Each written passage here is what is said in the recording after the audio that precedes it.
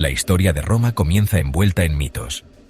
La leyenda cuenta la historia de Rómulo y Remo, dos hermanos gemelos abandonados y criados por una loba. Fundaron una ciudad a orillas del río Tíber en el año 753 a.C. Esta ciudad, Roma, creció de una humilde aldea a un poderoso imperio. La Roma primitiva fue gobernada por reyes, algunos benévolos, otros tiránicos. El último rey, Tarquinio el Soberbio, fue derrocado en el año 509 a.C. Esto marcó el fin de la monarquía y el nacimiento de la República Romana. La República no era una democracia como la conocemos hoy. Era un sistema complejo con funcionarios electos y familias poderosas que competían por el control. Dos cónsules, elegidos anualmente, ocupaban el cargo más alto. El Senado, un consejo de ancianos, ejercía una influencia significativa. La República temprana fue una época de lucha constante. Roma luchó contra las tribus vecinas por el control de Italia. Los romanos eran conocidos por su destreza militar y su capacidad para adaptarse y aprender de sus enemigos. Este período sentó las bases para la futura expansión de Roma. Para el siglo III a.C., Roma había conquistado la mayor parte de la península italiana. Su éxito militar provino de una combinación de legiones disciplinadas, liderazgo efectivo y un enfoque pragmático de la guerra.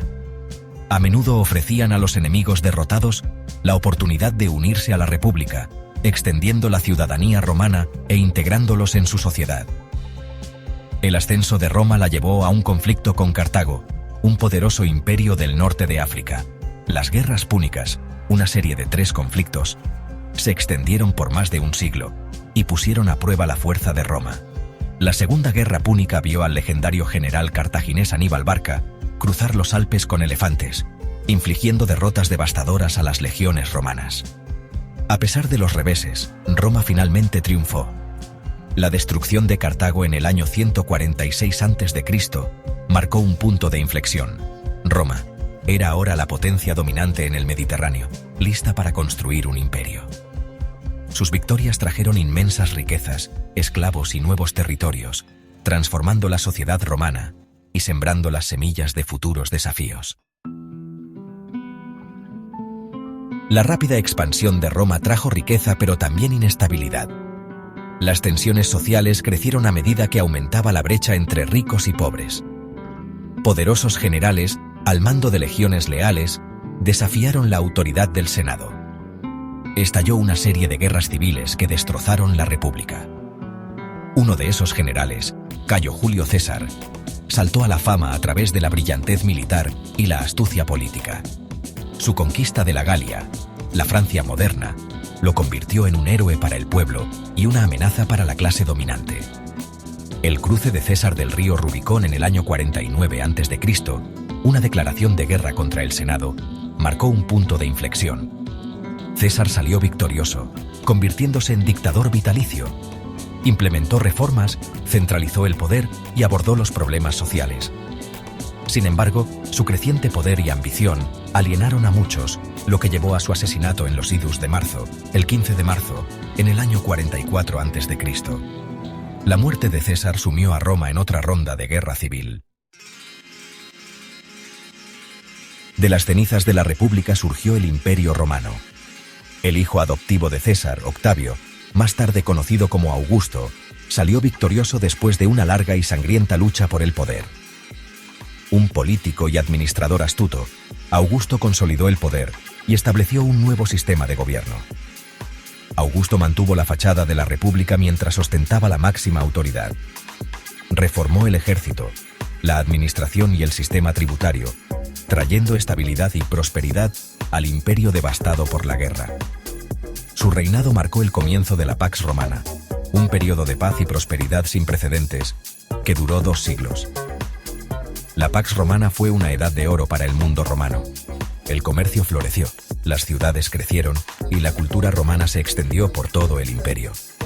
Augusto y sus sucesores se embarcaron en ambiciosos programas de construcción, construyendo carreteras, acueductos, templos y baños públicos que mostraban la riqueza y la destreza de ingeniería del imperio. Este periodo consolidó el legado de Roma como una fuerza civilizadora. Sección 5. El mundo romano. Vida, cultura e innovación. El Imperio Romano era un crisol de culturas y pueblos, que se extendía desde las Islas Británicas hasta el norte de África y el Medio Oriente. Si bien el latín era el idioma de la administración y el derecho, diversas lenguas y tradiciones persistieron en todo el imperio.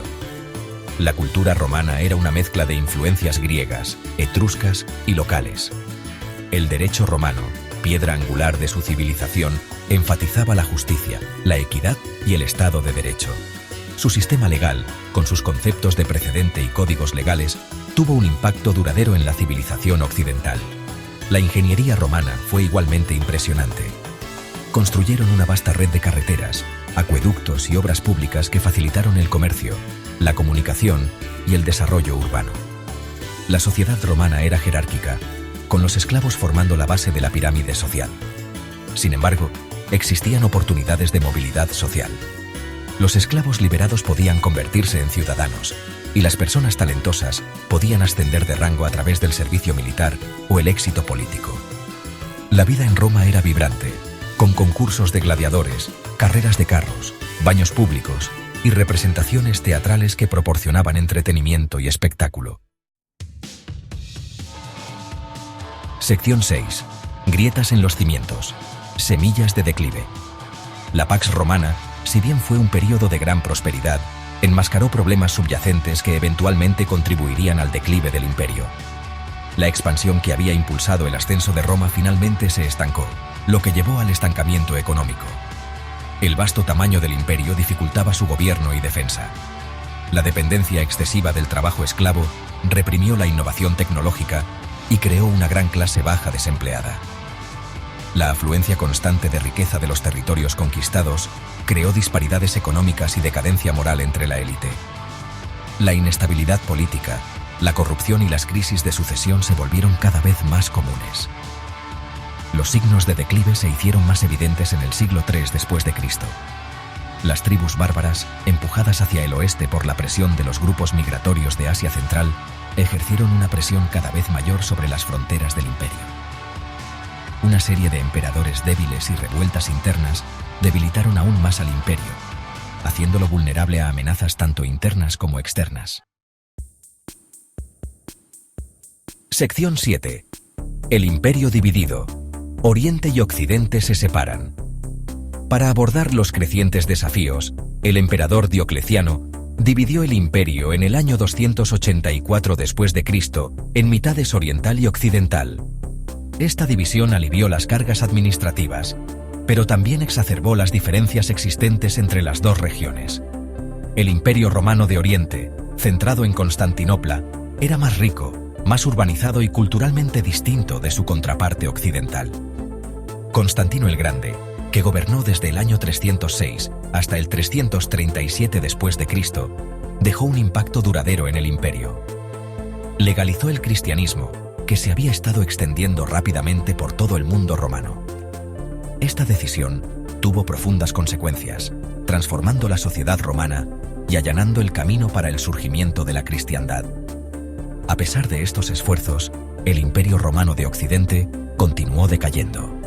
Las invasiones bárbaras se intensificaron, y las legiones romanas dispersas y cada vez más dependientes de reclutas germánicos lucharon por contener la marea. Los visigodos saquearon Roma en el año 410 después de Cristo, un golpe simbólico al prestigio del imperio. Sección 8. La caída de Roma. Una muerte lenta y agonizante. Las últimas décadas del Imperio Romano de Occidente fueron caóticas. Las tribus germánicas crearon reinos dentro de las fronteras del imperio. Los emperadores romanos, a menudo meros títeres controlados por poderosos generales, demostraron ser incapaces de revertir la fortuna del imperio. En el año 476 después de Cristo, el último emperador romano de Occidente, Rómulo Augustulo, fue depuesto por Odoacro, un general germánico.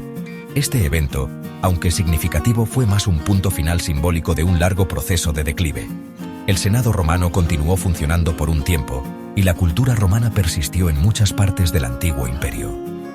La caída del Imperio Romano de Occidente no fue un evento único, sino más bien un proceso lento y complejo que abarcó siglos. Una combinación de factores contribuyó a su desaparición. Declive económico, expansión excesiva, inestabilidad política, invasiones bárbaras y decadencia interna. Sección 9. El legado de Roma. Ecos en el mundo moderno. Si bien el Imperio Romano de Occidente cayó, su legado perduró. El Imperio Romano de Oriente, más tarde conocido como el Imperio Bizantino, sobrevivió durante otros 1000 años, preservando el derecho, la cultura y las tradiciones romanas. La Iglesia Católica Romana, heredera del Imperio Romano de Occidente, se convirtió en una poderosa fuerza en la Europa medieval. El derecho romano, el idioma, la arquitectura, la ingeniería y el pensamiento político tuvieron un profundo impacto en la civilización occidental. Su sistema legal influyó en el desarrollo de los códigos legales en toda Europa. El latín, el idioma de Roma, se convirtió en la base de las lenguas romances como el francés, el español y el italiano. Los estilos arquitectónicos romanos, como arcos, cúpulas y columnas, inspiraron a los constructores durante siglos. Sus carreteras, acueductos y obras públicas sirvieron como modelos para civilizaciones posteriores. La República Romana y el Imperio, con sus triunfos y fracasos, proporcionaron valiosas lecciones sobre gobernanza, ciudadanía y el auge y la caída de los imperios que continúan resonando hoy.